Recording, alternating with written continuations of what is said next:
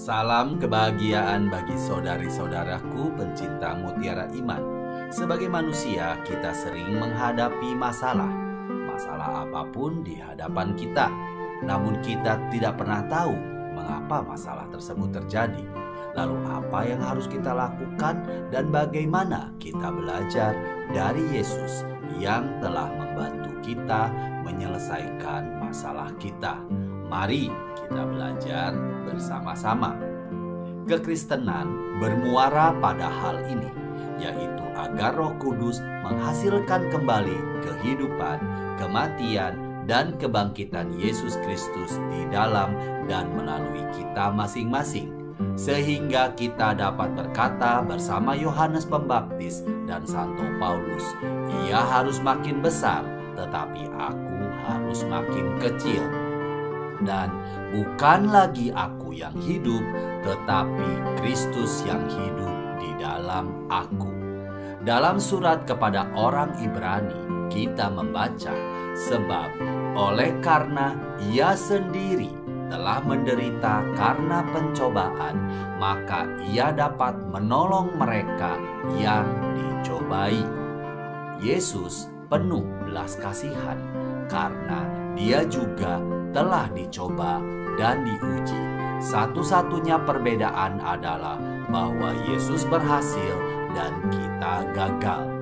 Seperti yang dikatakan oleh katekismus, pencobaan Yesus di padang gurun merekapitulasi pencobaan Adam di Firdaus dan Israel di padang gurun. Dalam Prapaskah, kita memasuki pencobaan dan kemenangan Yesus sebagai gereja menyatukan dirinya setiap tahun dengan misteri Yesus di padang gurun. Seluruh kehidupan Kristen adalah tentang memasuki kehidupan Kristus dan membiarkan hidupnya dihasilkan kembali. Di dalam kita, seperti yang ditulis katekismus, Kristus mengajak kita untuk menghidupi di dalam dirinya segala sesuatu yang pernah Ia hidupi dan sekarang Ia hidupi di dalam diri kita. Katekismus selanjutnya mengutip Santo Yohanes Eudes yang mengungkapkan misteri besar ini di jantung iman kita sebagai orang Kristen. Kita harus meneruskan dan menyelesaikan keadaan dan misteri Yesus di dalam kita, dan sering memohon kepadanya agar Ia melaksanakan dan menyelesaikannya di dalam kita dan di dalam seluruh gerejanya. Putra Allah mempunyai maksud supaya melalui rahmat yang Ia anugerahkan kepada kita melalui misteri-misteri ini dan melalui buah-buah yang Ia hasilkan di dalam diri kita, melalui misteri itu membiarkan kita mengambil bagian dalam misteri-misterinya, seakan-akan memperluasnya dan melanjutkannya di dalam diri kita dan di dalam seluruh gerejanya. Dan dengan cara ini Ia hendak menyelesaikannya di dalam kita. 3 konsentrasi dosa. Santo Yohanes menasihati kita dalam surat pertamanya untuk tidak mencintai dunia. Dunia tentu saja memiliki makna ganda di dalam Alkitab. Di satu sisi sebagai ciptaan Allah, dunia pada dasarnya adalah baik, seperti yang dikatakan dalam kitab Kejadian, bahkan sangat baik setelah penciptaan umat manusia. Di sisi lain, dunia Allah yang baik telah dirusak oleh dosa, menjadikan setan pada kenyataannya sebagai penguasa dunia ini, seperti yang Yesus nyatakan dalam Injil Yohanes. Sekarang berlangsung penghakiman atas dunia ini. Sekarang juga penguasa dunia ini akan dilemparkan keluar. Dan apabila aku ditinggikan dari bumi, aku akan menarik semua orang datang kepadaku. Segera setelah Yohanes memberitahu kita dalam surat pertamanya untuk tidak mencintai dunia, ia menjelaskan maknanya dalam terang tentang 3 keinginan. Dalam 1 Yohanes 2 ayat 16 dikatakan, karena semua yang ada di dunia, keinginan daging dan keinginan mata dan kesombongan hidup, bukanlah dari Bapa tetapi dari dunia. Kata-kata Yohanes di sini paralel dengan kata-kata di Taman Eden, tepat sebelum Hawa mengambil buah terlarang dalam Kejadian 3 ayat 6. Maka ketika wanita itu melihat bahwa pohon itu baik untuk dimakan dan itu menyenangkan bagi mata, dan bahwa pohon itu diinginkan untuk membuat orang bijak, ia mengambil buahnya dan makan. Dan dia juga memberikan sebagian kepada suaminya dan dia makan. Nafsu daging sejalan dengan pengakuan bahwa buah itu baik untuk makanan. Nafsu mata mirip dengan deskripsi buah sebagai kesenangan bagi mata. Dan kesombongan hidup analog dengan persepsi buah yang diinginkan untuk membuat orang atau manusia bijaksana. Karena di sini masalahnya menemukan hikmat tanpa Tuhan yang menangkap inti daripada kebanggaan diri. Seperti yang dikatakan oleh Katekismus, Adam dan Hawa berusaha untuk menjadi seperti Tuhan, tetapi tanpa Tuhan. Ironisnya, mereka sudah seperti Tuhan ketika diciptakan, telah dibuat menurut gambar dan rupanya. Secara tradisional, nafsu mata di sini dalam 1 Yohanes 2 ayat 16 dipahami sebagai keserakahan. Mata saya melihat dan saya ingin.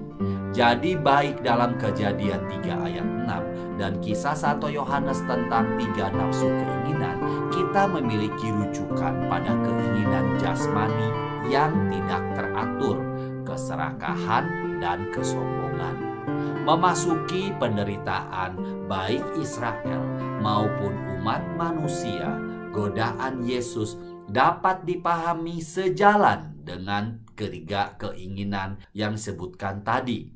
Pencobaan pertama Yesus adalah kelaparan, karena iblis berusaha membujuknya untuk mengubah batu menjadi roti, mengingatkan pada nafsu daging.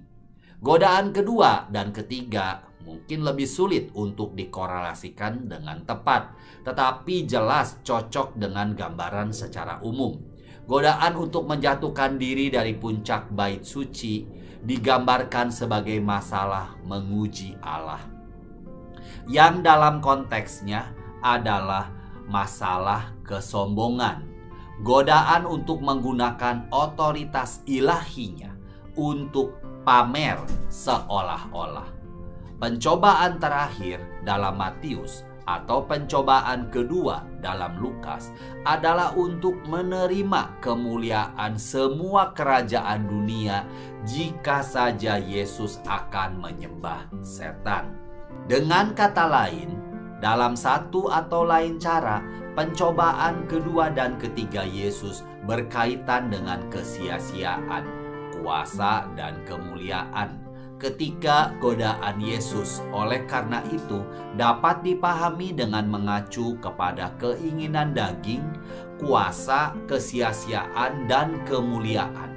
Dan dengan demikian paralel dengan bahasa dalam Kejadian 3 ayat 6 dan dalam konspirasi 3 kali lipat Yohanes tadi. Mereka pasti cocok dengan pengalaman umat manusia yang diliputi oleh nafsu, keserakahan yang terkait erat dengan kesombongan dan kekuasaan saat kita berusaha untuk mengumpulkan harta dan prestise. Dan juga adalah yang ketiga, yaitu kesombongan. Yesus menasehati kita untuk melakukan 3 praktik spiritual yang terhormat, yang secara langsung menargetkan kesulitan manusia atas hal yang beracun ini. Pertama, Yesus memanggil kita untuk berpuasa, langsung melawan keinginan daging. Kecanduan kita pada kesenangan dimulai sejak dalam rahim.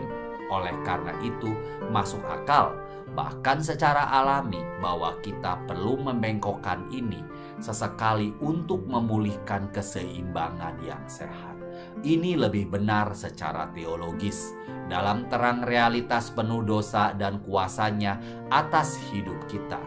Yang kedua, Yesus memanggil kita untuk memberi sedekah secara langsung, untuk melawan keinginan mata, karena sifat buruk apapun diatasi hanya dengan mempraktikkan kebalikannya. Demikian juga di sini, dengan memberikan uang dan harta benda, kita mulai melepaskan keterikatan mendalam kita untuk menemukan keamanan dan kenyamanan dalam status dengan memiliki uang dan harta benda. Yang ketiga, Yesus memanggil kita untuk berdoa secara langsung melawan kesombongan kita. Diagnosakan diri terbaik adalah apakah kita pengikut Yesus yang tulus dan otentik, ataukah apakah kita kebetulan adalah penggemarnya yang senang berbicara tentang teologi dan politik gerejawi, atau apakah kita menyediakan waktu rutin untuk berdoa atau tidak.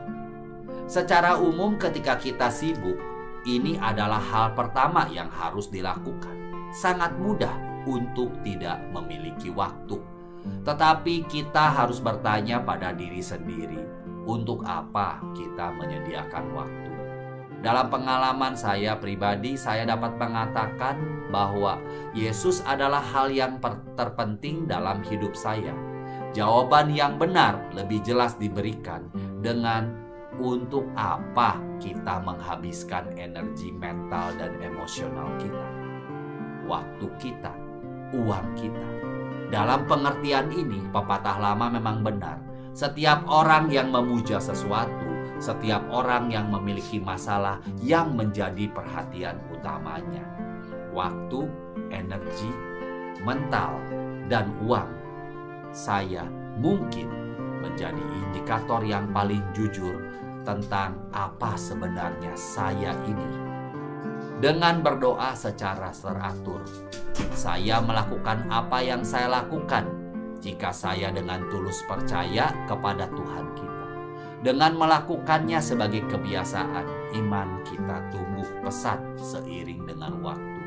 Sebaliknya, bahkan seorang teolog dapat menghabiskan hari-harinya untuk meneliti, menulis, dan menguliahi tentang Tuhan, bahkan melalui kitab suci, tanpa benar-benar berbicara dengan Tuhan, yaitu tanpa benar-benar berdoa. Akibat tragisnya adalah kelambanan dan erosi iman yang tak terelakkan. Karena berbicara tentang Tuhan tidak bisa menggantikan hubungan yang hidup dengannya. Yesus membawa kisah Israel kepada suatu klimak eksatologisnya. Tetapi kisah Israel ada bagian dari keseluruhan yang lebih besar. Nyatanya, kisah Israel selalu mewujudkan kisah kemanusiaan. Seperti yang telah kita katakan, Yesus menghidupkan kembali dan merekapitulasi baik kisah Israel maupun kisah kemanusiaan. Dengan memperhatikan 3 perintah Yesus untuk berpuasa, memberi sedekah, dan berdoa dalam terang 3 kali lipat konspirasi dosa dengan paralelnya yang terjadi di Taman Eden, kita dapat melihat bagaimana Yesus memulihkan kemanusiaan kita yang rusak.